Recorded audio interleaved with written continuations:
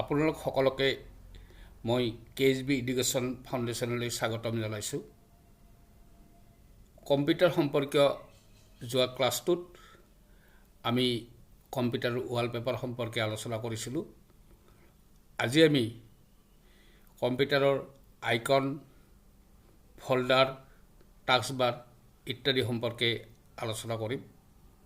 এইখিনিতে আপোনালোকক এইটো অনুৰোধ জনাইছোঁ, যদি ভিডিঅ'টো ভাল লাগে তেতিয়াহ'লে এটা লাইক কৰিব আৰু ভিডিঅ'টো শ্বেয়াৰ কৰিব।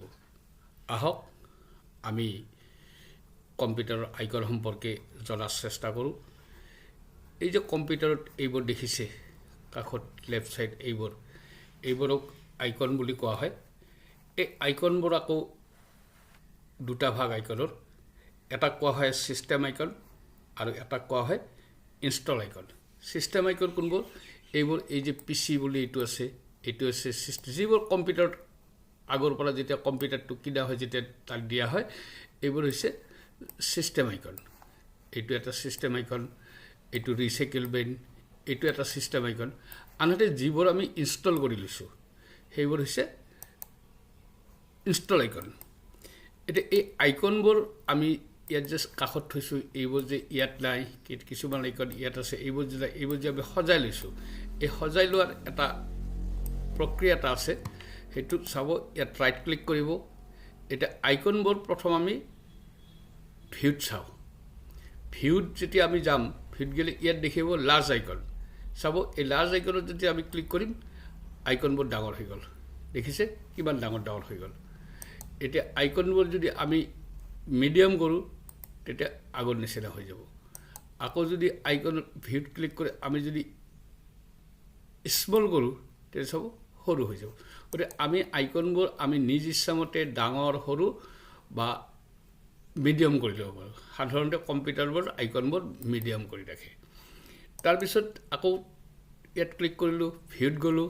এতিয়া অটো এৰেঞ্জটো মই দেখাইছোঁ। অটো এৰেঞ্জটো হৈছে এনেকুৱা, ছাপ'জ এইবোৰ ইয়াত এনেকৈ চাৰিফালে খেলি মেলি হৈ আছে। ইয়াত আছে, এইটো ইয়াত আছে, এইটো ইয়াত আছে, এইটো ইয়াত আছে, ধৰি লওক এইটো ইয়াত আছে, কোনোবাটো ইয়াত আছে।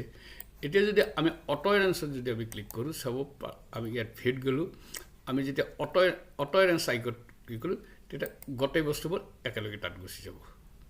এতিয়া এইবোৰ যদি আমি ইয়াত টানিও আনো, এইবোৰ নাহিব। দেখিছে, যদি আমি যদি ইয়াত আনিব খোজোঁ আমি নাহিব।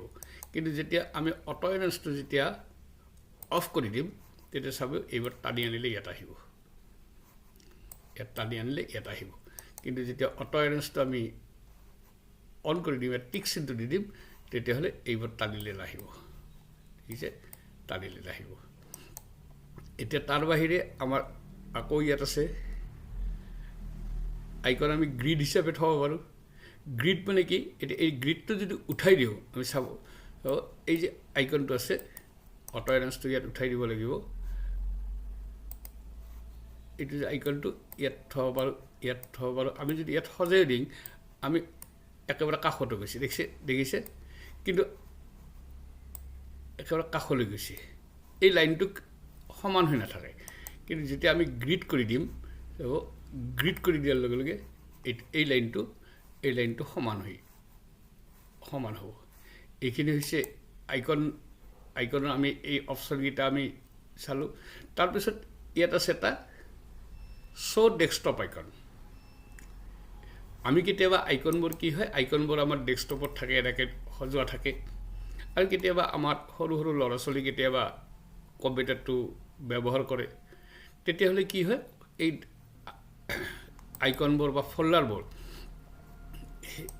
তেওঁলোকে খুলি কিবা সমস্যাৰ সৃষ্টি কৰিব পাৰে বা ডিলিট কৰিব পাৰে বা সেইবোৰ তেওঁলোকে চাব পাৰে। গতিকে এই আইকনবোৰ আমি হাইড কৰি থ'ব পাৰোঁ, নেদেখা কৰি থ'ব পাৰোঁ। তাৰ কাৰণে কি কৰিব লাগিব, আমি আকৌ মাউচত ৰাইট ক্লিক কৰিম। ৰাইট ক্লিক কৰাৰ পিছত আমি আকৌ ভিউত যাম। ভিউত গ'লে দেখিব তলৰ ফালে শ্ব' ডেস্কটপ আইকন। এইটোত আমি যেতিয়া ক্লিক কৰিম, চাব আইকনবোৰ নেদেখা হৈ যাব। দেখিছে, আকৌ যদি আমি ভিউত গৈ আকৌ যদি ইয়াত ক্লিক কৰোঁ তেতিয়াহ'লে আইকনবোৰ দেখা পোৱা হ'ব। এনেকৈ আইকনবোৰ আমি হাইড কৰি থ'ব পাৰোঁ বা আমি দেখা পোৱাকৈ থ'ব পাৰোঁ। এতিয়া আহিল আমাৰ এই যে ইয়াত আইকনবোৰ আছে আইকনবোৰ আমি বিভিন্ন আকাৰে আমি সজাই ল'ব পাৰোঁ তাৰ কাৰণে কি কৰিব লাগিব আকৌ ৰাইট ক্লিক এতিয়া শৰ্ট বাট যাম আমি নেম আকাৰে যদি সজাব খোজো এইবোৰ নেম আকাৰে সাজিব আমি সাইজ আকাৰে সজাব পাৰোঁ তেতিয়া সাইজ আকাৰে সজাব আৰু যদি আমি আইটেম আকাৰে সজাব বিচাৰোঁ তেতিয়া আইটেম আকাৰে থাকিব আৰু যদি আমি বিচাৰোঁ যে ডেট হিচাপে ডেট মডিফাইড আমি কেতিয়া কেতিয়া এইবোৰ মডিফাইড কৰিছোঁ সেই আকাৰে যদি আমি সজাব বিচাৰোঁ তেতিয়াহ'লে আমি সেই আকাৰে সজাব পাৰোঁ গতিকে আপোনালোকৰ যিটো সুবিধা হয় ঠিক তেনেকৈ আপোনালোকে সজাই ল'ব এতিয়া আহোঁ আমি টাস্ক বাৰ সম্পৰ্কে এই যে তলত এইডাল বাৰডাল দেখিছে এই বাৰডালক টাস্ক বাৰ বুলি কোৱা হয় এই টাস্ক বাৰত আমি কিছুমান আইটেম বা আমি কিছুমান ফল্ডাৰ ইয়াত থ'ব পাৰোঁ ইয়াত ফল্ডাৰবোৰ থ'লে এটা সুবিধা হয় কি এই ফল্ডাৰত এটা ক্লিক কৰিলে সি অ'পেন হৈ যায় কিন্তু ফল্ডাৰবোৰ যদি তাত নহয় যদি ইয়াত থাকে তেতিয়াহ'লে তাত ডবল ক্লিক কৰিব লগা হয় এইটো যেতিয়া আমি ফল্ডাৰবোৰ টাস্কবাৰত আনিম তাৰ দুটা অপশ্যন আছে ফৰ্মুলা আছে যে প্ৰথম আমি ষ্টাৰ্ট মেনুটো যাব পাৰোঁ বা আমি চাৰ্জত যাই আমি ধৰিলোঁ ৱাৰ্ডটো আমি টাইপ কৰিলোঁ ৱাৰ্ড এতিয়া এই ৱাৰ্ডটো আহি গ'ল ইয়াত আমি ৰাইট ক্লিক কৰিলোঁ ৰাইট ক্লিক কৰিলে তলত দেখিছে ইয়াত আছে পিন টু টাস্ক বাৰ চাব পিন টু টাস্ক বাৰত আমি ক্লিক কৰি দিয়াৰ লগে লগে কি হ'ল এই ইয়াত ৱাৰ্ডটো আহি গ'ল এইটো এতিয়া ৱাৰ্ডটোত যদি আমি অকল এটা ক্লিক মাৰি দিওঁ এটা ক্লিক মাৰি দিলে এইটো অ'পেন হৈ গ'ল কিন্তু ৱাৰ্ডটো ইয়াতো আছে ইয়াত এটা ক্লিক মাৰিলে কিন্তু অ'পেন নহয় ইয়াত আমি দুটা ক্লিক মাৰিব লাগিব গতিকে এইটো এটা সুবিধা এতিয়া টাস্ক বাৰৰ পৰা যদি এইটো গুচাব বিচাৰোঁ তেতিয়াহ'লে আকৌ right click unpin from task bar এইটো গুচি গ'ল তাৰ বাহিৰেও আমি কৰিব পাৰোঁ কি যে আমি ইচ্ছা কৰিলে এইটো যদি আমি ড্ৰেগ কৰি আনো বা ইয়াৰ পৰা আমি যদি মাউচটো ধৰি আমি টানি আনো তেতিয়াহ'লে ইয়াত আহিব চাওক টানি আনিছোঁ ইয়াত আহিছে কিন্তু ইয়াৰ পৰা গুচাব লাগিলে আকৌ আনপিন ফ্ৰম টাস্ক বাৰ কৰি ল'ব লাগিব গতিকে এইটো হৈছে কম্পিউটাৰৰ যিটো টাস্ক বাৰৰ যিটো কাম বা টাস্ক বাৰত আনিলে কি সুবিধা হ'ব বা কি সুবিধা নহ'ব এই সম্পৰ্কে আমি শিকিলোঁ যে নহওক ভিডিঅ'টো যথেষ্ট দীঘলীয়া হৈছে গতিকে আমি ভিডিঅ'টো বেছি আকৌ দীঘলীয়া নকৰোঁ আমি ইয়াতে সামৰিব বিচাৰিছোঁ এইখিনিতে আপোনালোকক কৈ থওঁ যে KSB এডুকেশ্যন ফাউণ্ডেশ্যন এইটো হৈছে এটা কম্পিউটাৰ প্ৰশিক্ষণ কেন্দ্ৰ আৰু এই প্ৰশিক্ষণ কেন্দ্ৰটোত বিভিন্ন ছাত্ৰ ছাত্ৰীয়ে বৰ্তমানলৈ কম্পিউটাৰ শিকি আছে আপোনালোকে আপোনালোকৰ ল'ৰা ছোৱালী যদি কম্পিউটাৰ শিকিব বিচাৰে এই চেণ্টাৰটোৰ লগত যোগাযোগ কৰিব পাৰে আপোনালোকে নিশ্চয় জানে যে বৰ্তমান যুগত কম্পিউটাৰৰ প্ৰয়োজনীয়তা কিমান গতিকে সকলোৱে কম্পিউটাৰ শিকি নিজৰ স্কিল ডেভেলপ কৰিব লাগে যে নহওক শেষত সকলোকে ধন্যবাদ জনাই আজিৰ ভিডিঅ'টো ইয়াতে সামৰণি মাৰিছোঁ ধন্যবাদ